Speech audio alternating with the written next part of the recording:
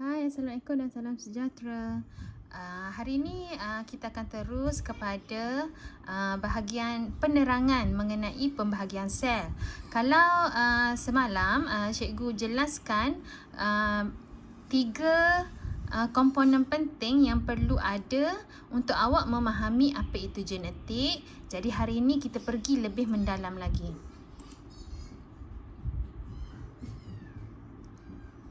Okey, dalam pembahagian sel, kita ada dua jenis proses. Okey, iaitu mitosis yang pertama dan yang kedua adalah meiosis. Okey, sel ni dia membahagi untuk menambahkan bilangannya dalam satu individu. Ibarat macam ni lah, kalau awak jumpa jentik-jentik tu kan, dia dah halus kan. Jadi jentik-jentik itu perlu membiak, okey, untuk menambah bilangannya. Itu hanya itu kira macam cikgu bagi contoh lah untuk yang benda yang kita nampak. Sel ni dalam suatu benda tu kita tak nampak kan, sebab dia adalah yang paling halus. Okey, jadi tujuannya sama, membahagi untuk menambah bilangannya. Okey, pembahagian sel akan menyebabkan pertumbuhan dan juga pembiakan. Okey, pertumbuhan ni maksudnya dari segi mungkin ketinggian pokok, kelebaran daun, warna pada tumbuhan tersebut, ataupun kalau pada manusia, pembahagian sel ni boleh menyebabkan rambut semakin panjang. Lepas tu mungkin menyebabkan fisiologi badan pun berbeza. Itu adalah tujuan pembahagian sel. Okey, ini kalau dari segi pertumbuhan lah.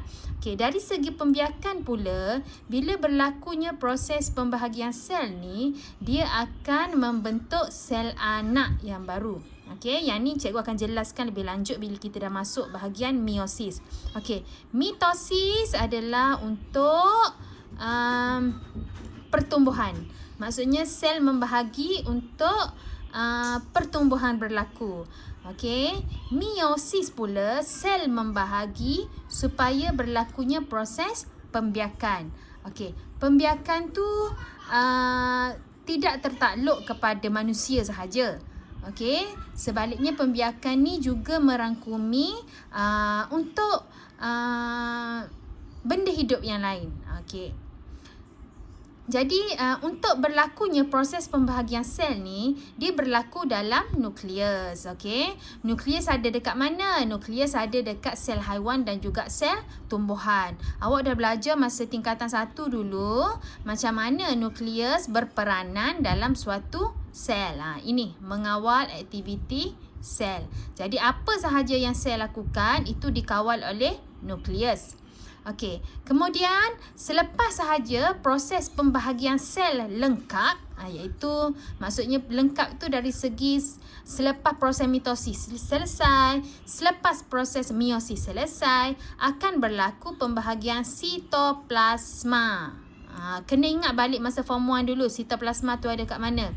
Okey, pembahagian sitoplasma ni kita namakan dia, kita panggil dia sebagai sitokinesis. Okey, jangan tertukar ya. Mitosis, proses pembahagian sel untuk menyebabkan pertumbuhan.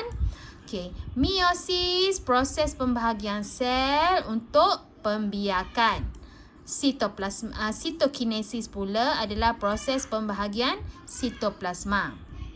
Okey, seterusnya kita fokus pada mitosis hari ini. Okey, mitosis. Okey, proses pembahagian sel ini awak kena ingat. Yang mana sel induk. Sel induk ni maksudnya sel utama lah. Membahagi kepada dua sel anak yang serupa. Maksudnya kalau ada satu induk, induk ni macam parent dia. Okey. So bila sel parent, sel induk, sel utama membahagi, akhir pembahagian itu pada akhir proses mitosis akan menghasilkan dua sel anak. Okey, ini tetap. Okey, setiap sel anak mempunyai bilangan kromosom yang sama dengan sel induk.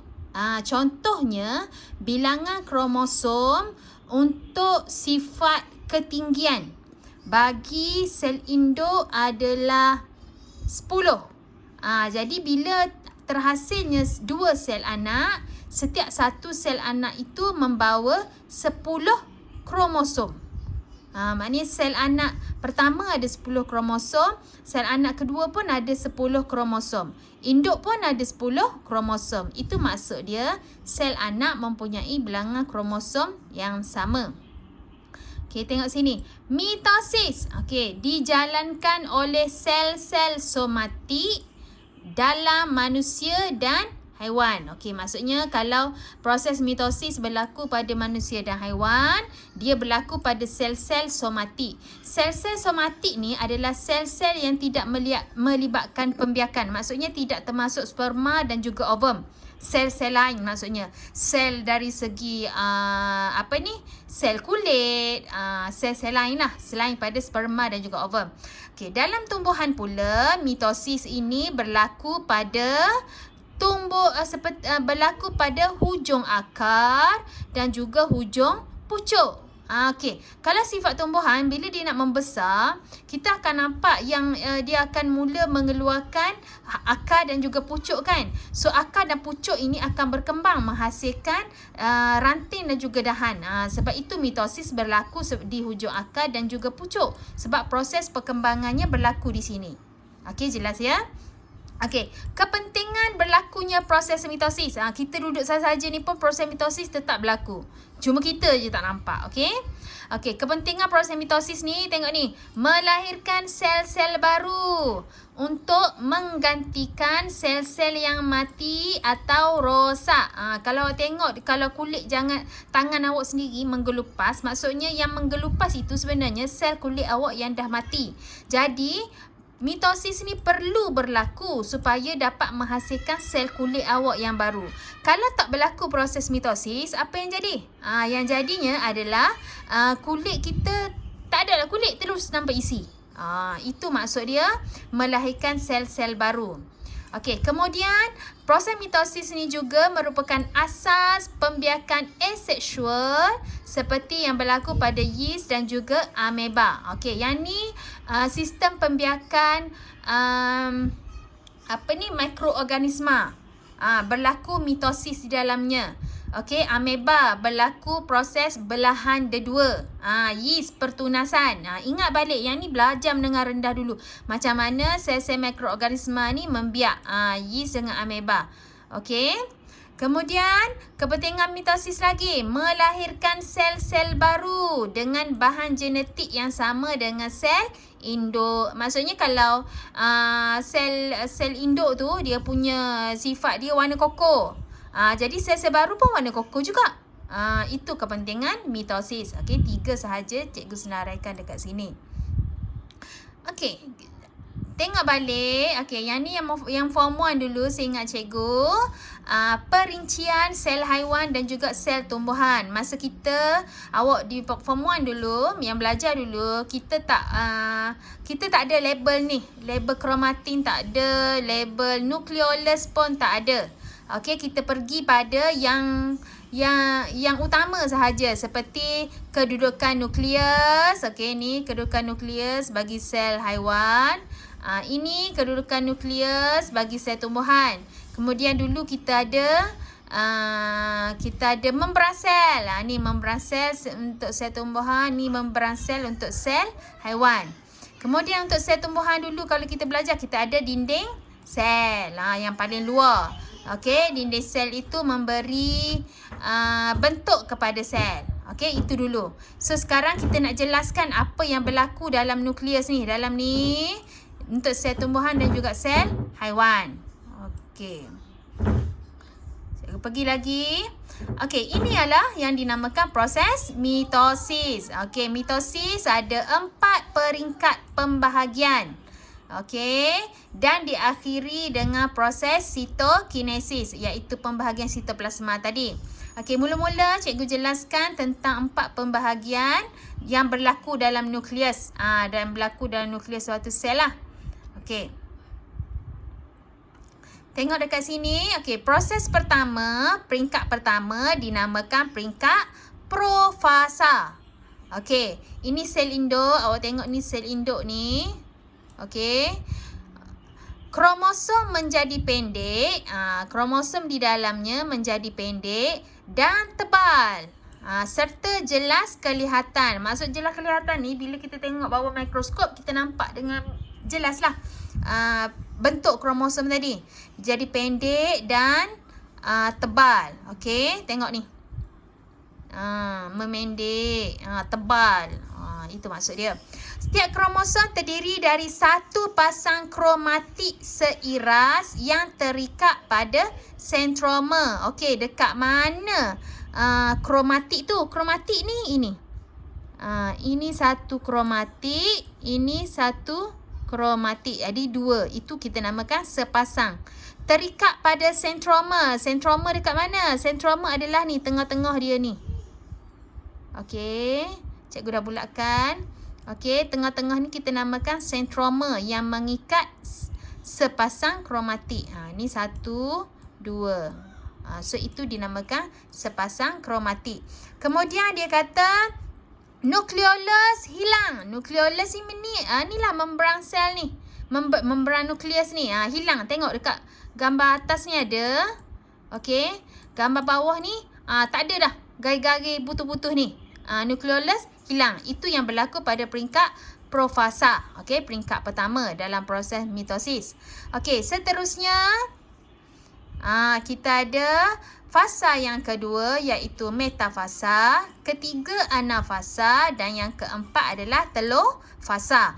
Okey, pada peringkat metafasa yang kedua, dia kata kromosom tersusun di plat metafasa ataupun dinamakan satah katulis tiwa. Okey, kromosom kita bentuk X kan? Ni tengok ni, dekat gambar ni. Tengok cantik, dia tersusun dekat satah katulis tiwa. Satah katulis tiwa ni garis yang putus-putus kat tengah-tengah ni. Okey, dia tersusun, itu maksud dia. Kemudian gentian gelendong terbentuk sepenuhnya. Ni gentian gelendong yang warna kuning ni. Itu nama gentian gelendong. Okey, terbentuk sepenuhnya. Sentroma membahagi kepada dua. Tengok sentroma. Okey, belah sini satu, belah sini satu. Okey. Sorry. Sentroma ni dekat tengah-tengah ni. Kan tadi kromosom dia tersusun pada satah khatulistiwa kat tengah ni kan. Okey, kejap aku tukar pen.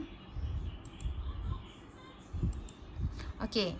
So dekat sini kan kromosom dah tersusun dekat tengah-tengah ni.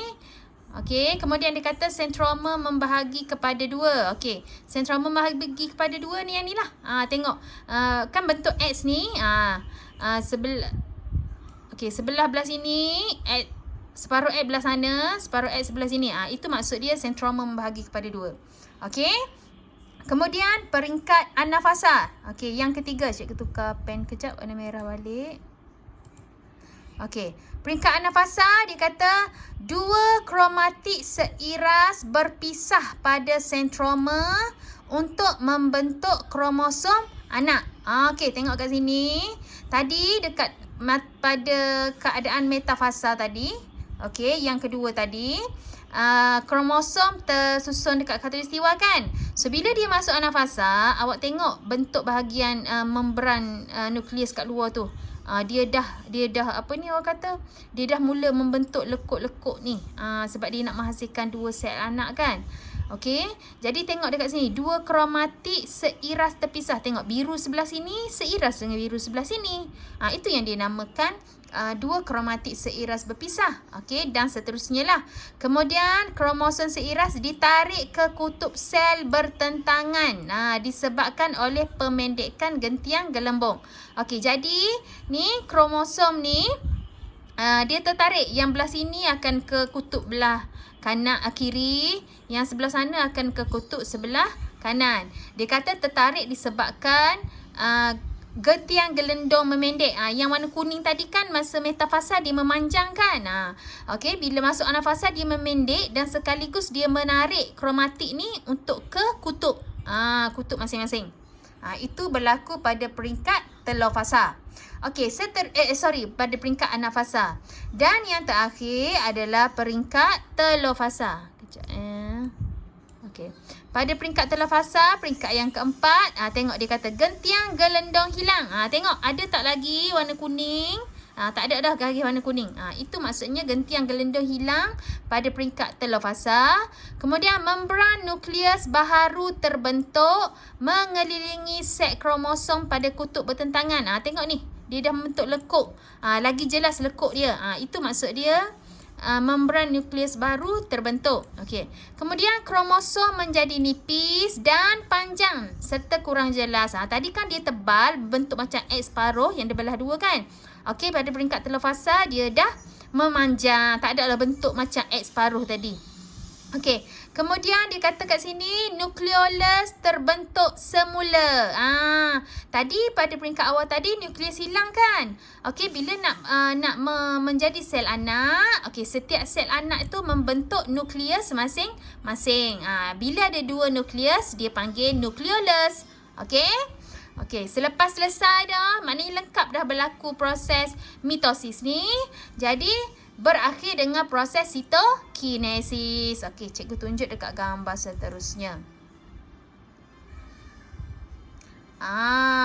Tengok dekat sini. Okey, tadi pada awal tadi sel induk. Okey, lepas tu berlaku proses replikasi, maksudnya seolah-olah kepada dua, daripada satu menjadi dua. Kemudian berlaku proses mitosis, empat peringkat tadi. Okey, anafasa, metafasa, tu apa dia? Anafasa. Okey, 4 peringkat tadi. Sorry cikgu back sekejap. Okey, profasa. Okey, peringkat pertama metafasa, anafasa dan telur fasa. Itu berlaku pada sepanjang proses mitosis. Okey, pada penghujungnya kan, dekat peringkat tadi, akhir tadi kita nampak dia nak membentuk dua sel anak dah kan. Okey, jadi dua sel anak itu mengalami proses sitokinesis. Sitokinesis ni terpisah lah. Dah terpisah, menghasilkan dua sel anak. Okey, selesailah proses mitosis. Maksudnya daripada satu sel induk, okey, diploid, maksudnya dia ada bilangan kromosom 46. Last sekali menghasilkan dua sel anak baru. Dari satu menjadi dua. Okey, dari satu menjadi dua sel anak. Satu induk menghasilkan dua sel anak. Okey, ini dan setiap sel anak ni masing-masing membawa kromosom yang sama dengan induk. Induk ada 46. So, anak pun ada 46. Sini ada 46, sini ada 46. Okey. Itu sahaja penerangan cikgu untuk proses mitosis. Maksudnya daripada satu sel telah menjadi dua sel. Seperti orang kata, sebab tu kita bila tangan kita menggelupaskan, kita nak menghasilkan sel baru, cepat je sel baru terbentuk. Sebab satu menghasilkan dua. Jadi sel anak ni, setiap sel anak ni pula kalau dia berlaku proses mitosis pada sel anak pertama ni, so sel anak pertama ni menghasilkan dua lagi sel induk, sel anak. Maknanya sel anak baru ni cucu kepada sel induk tadi. Okey. Sel anak yang kedua kat bawah ni. Mana? Okey, kejap. Sorry. Okey, ni sel anak yang kedua ni melakukan proses mitosis, menghasilkan dua lagi sel anak. Kan dah dapat 4 sel cucu. Dalam istilah dalam proses mitosis tak ada istilah cucu tu. Cuma cikgu nak menjelaskan kepada awak lah. Semula-mula daripada sel induk utama jadi dua sel anak. Dua sel anak tu masing-masing membahagi. So dapat 4 sel baru lagi. Sebab tu proses mitosis ni penting untuk menghasilkan sel-sel baru. Okey, jelas ya? Okey, cikgu stop dekat sini bagi penerangan mengenai mitosis. Okey, nanti kita sambung untuk pembelajaran seterusnya. Terima kasih.